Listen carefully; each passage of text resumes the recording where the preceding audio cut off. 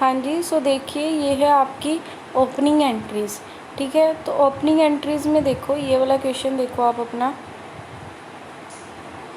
ठीक है, सो देखो यहाँ पे एसेट्स दी हैं, आपको लायबिलिटीज़ दी हैं, दोनों चीज़ें दी हैं ना। सो यहाँ पे आपको क्या पता चलता है कि आपको ये सारे बैलेंसेस दिए हैं कि आपने क्या है बिज़नेस में ये सब कुछ क्या है लगाया हुआ है।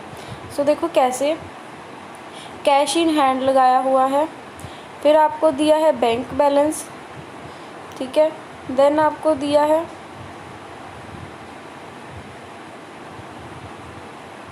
ठीक है बैंक बैलेंस दिया हुआ है, बिल्डिंग दी है, अमाउंट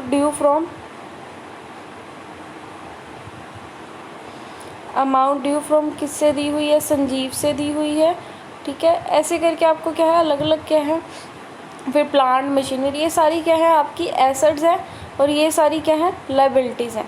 तो एसेट्स क्या होती हैं, डेबिट, तो डेबिट साइड लगा दोगे। देखो कैश काउंट डेबिट कितने से है, 6000 से, तो यहाँ पे कैश काउंट 1 जनवरी को कैश काउंट डेबिट 6000 लगा दिया। फिर ऐसे ही bank account debit 7500, then building account debit 22000।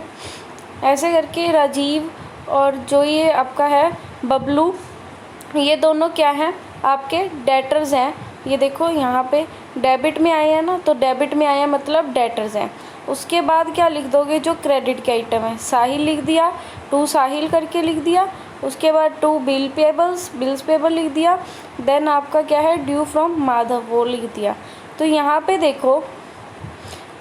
देखो क्या किया, जब आपने ये सारी आइटम्स लगा दी। ठीक है जी, सो अब देखो जो डेबिट साइड का टोटल है वो कितना आ रहा है, 52,100। आप कैलकुलेटर यूज़ कर सकते हो। देन उसमें से माइनस कर दो ये तीनों आइटम जो आपको गिवन है। ठीक है, ये माइनस कर दोगे तो ये आपका माइनस करके कितना बैलेंस बचता है, 38,100। ठीक है, 52,100 में से माइनस कर दोगे 10,000 और ये बन गया आपका 14,000। ठीक है, 14,000 माइनस किया तो कितना आ गया, 001, 12 में से 8 और 3, 38,100 आ गया। 38,100 का आपको क्या करना है, यहाँ पे टू कैपिटल अकाउंट करके लिख दोगे।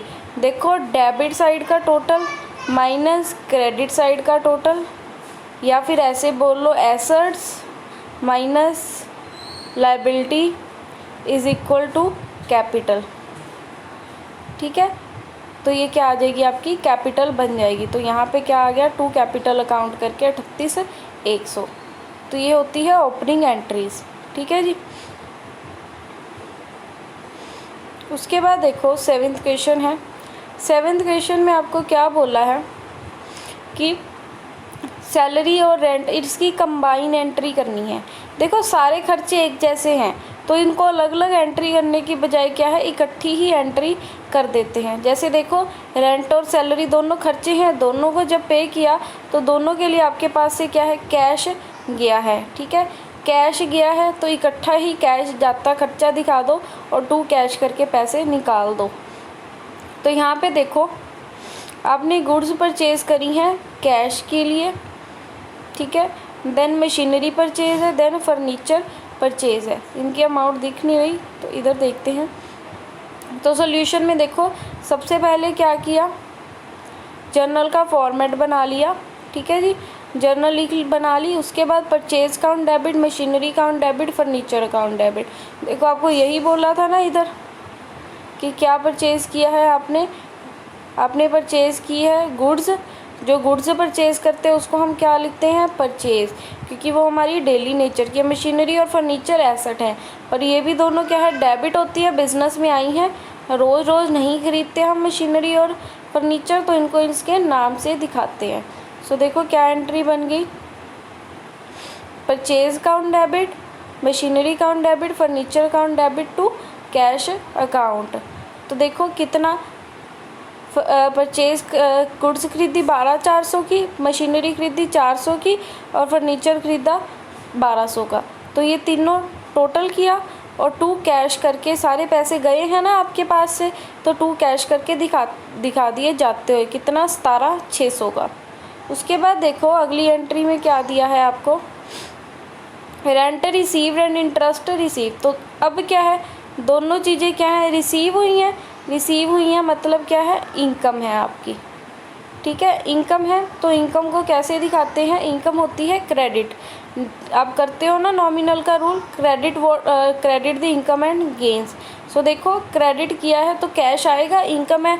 जब आप कहीं से कमाई करते हो तो कैश आता है ना, तो कैश काउंट डेबिट कितना, जो 4100 कैसे आया, 2 रेंट करके 1800 आया है, और 2 इंटरेस्ट करके, इंटरेस्ट अकाउंट करके कितना आया है, 2300, ठीक है।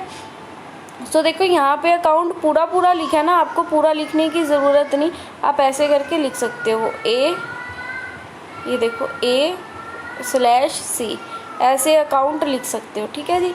सो देखो 1800 आया है रेंट से, इंटरेस्ट से 2300, तो टोटल कैश कितना आया है, 4100। तो cash account debit to rent account कर दोगे और टू इंटरेस्ट अकाउंट। आगे देखो यहाँ पे क्या है, सैलरी, वेजिस, कमीशन पेड, ये सारे क्या है, एक्सपेंसेस हैं, तो सारे क्या होते हैं, डेबिट होते हैं, ठीक है। तो इस केस में देखो कैसे करोगे, तो आपका बन जाएगा salary account debit, wages account debit और कमीशन अकाउंट डेबिट। तीनों खर्चे हैं, तीनों को डेबिट कर दिया और 2 कैश कर दिया। टोटल कितना आया है तीनों का, 34,550। तो ये क्या है, 2 कैश करके पेमेंट कर दोगे। देखो इसका क्या मतलब होता है ऐसे एंट्रीज करने का। देखो जब आपके पास अलग अलग एंट्री अगर आप करोगे, सैलरी, देखो एंट्री करोगे सैलरी अकाउंट डेबिट 2 कैश, फिर करोगे वेजिस अकाउंट डेबिट 2 कैश, मतलब अलग अलग एंट्रीज करते हो, एक तो स्पेस भी ज़्यादा लगती है और टाइम भी ज़्यादा लेती है, इसीलिए क्या है सारी इकट्ठी कंबाइन एंट्री कर देते हो और कैश एक बार में जाता दिखा दिया। यहाँ पे कैश एक टाइप सा आता दिखा दिया, यहाँ पे भी एक साथ ही जाता दिखा दिया। समझ आ गया।